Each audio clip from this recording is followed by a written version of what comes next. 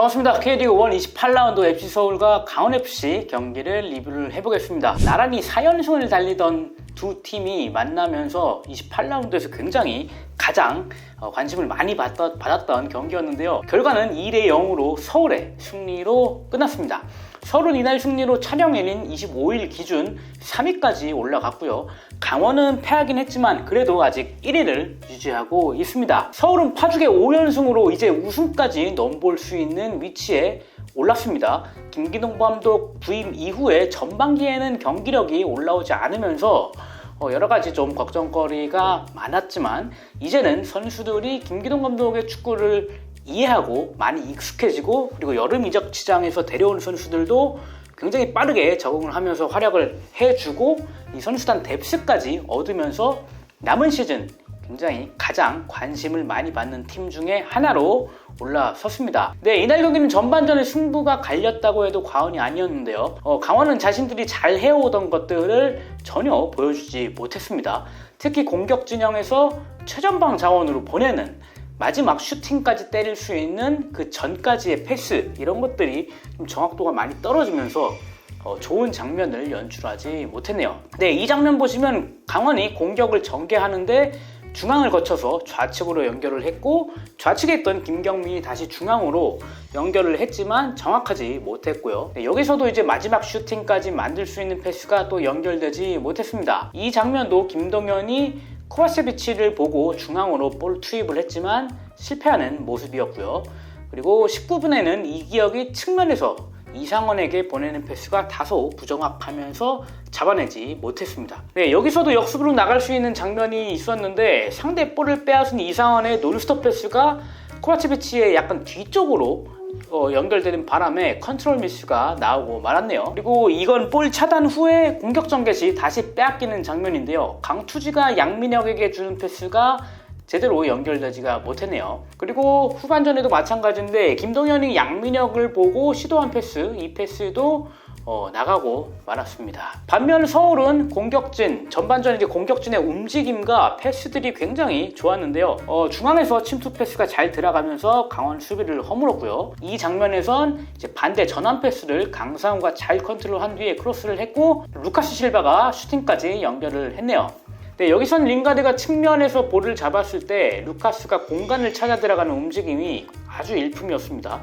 윤정규를 거쳐서 박스 안에서 볼을 잡은 루카스는 마지막 패스가 끊기긴 했지만 굉장히 유기적인 움직임으로 서울의 공격 찬스를 만들었네요. 네, 28분에는 루카스가 전방으로 침투하는 링가드에게 그림 같은 패스를 연결했고요. 링가드가 논스톱 슈팅을 때렸지만 이광현 선수의 선방에 막히고 말았습니다. 강주혁이 재차 슈팅한 것도 이광현 골키퍼의 선방에 막혔죠. 하지만 전방으로의 마지막 패스가 잘 들어가면서 서울은 유효 슈팅까지 나올 수 있게 되었습니다. 전반 31분에 선제골이 나왔습니다. 강원 코너킥 상황에서 볼을 끊어낸 서울이 역습을 시도했고, 일류첸코가 반대로 크게 열어준 것을 강주혁과 링가드가 조금 겹쳤지만 결국 이승모에게 잘 연결이 됐고, 이승모가 강력한 오른발 슈팅으로 골망을 흔들었네요. 또 전반에 추가골까지 성공하는 서울이었는데요. 강원 공격 상황에서 이상원의 백패스를 김동현이 받는 과정에서 최준이 밀고 들어가면서 커트를 했고요. 역습을 시도했고 링가드가 결국 왼발로 득점을 터뜨렸습니다. 네, 강원은 올 시즌 뛰어난 측면 플레이를 보여주었던 팀이었는데요. 강원은 측면에서의 공간 창출, 그리고 이어진 크로스 등이 워낙 좋았기 때문에 서울은 이날 2명의 풀백뿐만 아니라 양측면 미드필더 나왔던 루카스와 강주혁 등도 적극적으로 수비 가담하는 모습을 보여줬습니다. 네, 전반 30분 장면인데 강원이 오른쪽 높이 올라간 황문기가 측면에서 볼을 잡으려고 하자 이제 루카스가 깊게 내려가 수비에 성공을 했고요. 이 장면에서는 오른쪽에서 황문기 그리고 양민혁에 이은 패스에 이은 크로스를 강상우가 차단하는 모습도 볼 수 있습니다.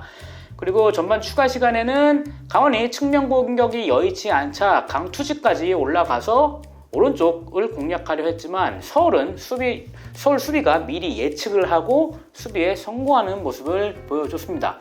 이렇게 서울이 강원의 측면을 봉쇄하자 큰 효과를 얻었죠. 결국 강원은 공격을 이제 중앙으로 몰아서 해야 되는 수밖에 없었는데요. 중앙에서는 또 크게 힘을 발휘하지 못하는 모습을 보여주고 말았네요. 네, 서울은 여름 이적 시장에서 데려왔던 강현무와 야잔의 활약이 이날 경기에서도 이어졌는데요. 지난 라운드, 지지난 라운드에서도 두 선수의 활약이 굉장했다고 설명을 드린 바가 있는데 이날도 마찬가지였습니다.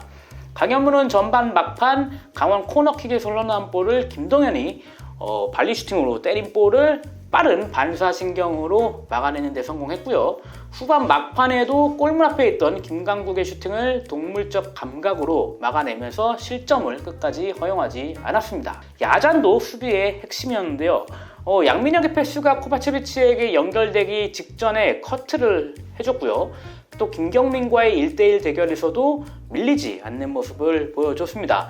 또 강력한 파워를 바탕으로 볼 커트에 성공하는 모습과 또 강원이 후반전도 단순한 공격으로 공공 플레이를 하기 위해서 192cm 하지치라는 스트라이커를 투입을 했지만 장신 선수들 사이에서도 공중볼 경험에서 야잔히 승리를 하면서 서울의 벽임을 입증했습니다. 네, 결국 강원은 경기 내내 뭔가 좀 손발이 맞지 않는 모습을 보여주면서 서울에 패하고 말았고요.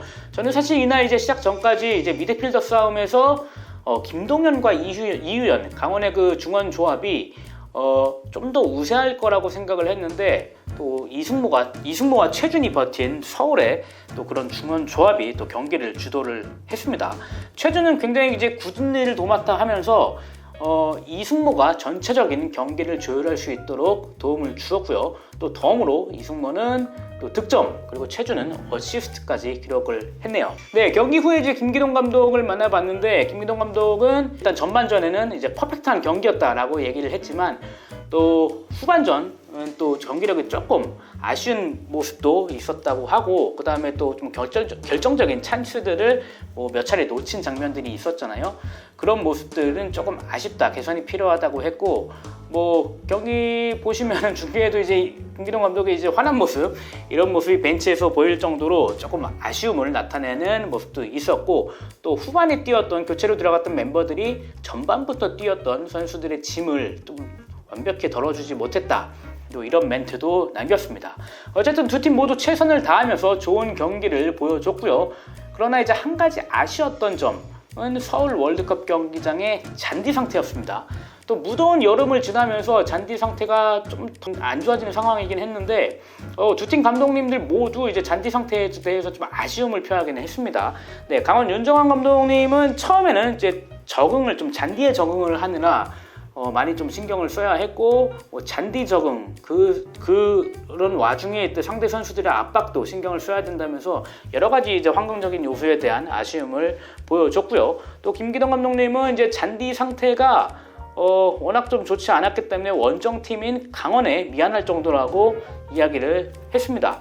네, 오늘은 이렇게 서울과 강원의 28라운드 리뷰를 해보았습니다. 이제 파이널 라운드까지 남은 경기는 5경기에 불과하고요. 또 올 시즌 또 선두 싸움, 그리고 중위권 싸움, 그리고 잔류 싸움 모두 굉장히 치열한 모습을 보여주고 있는 K리그인데요.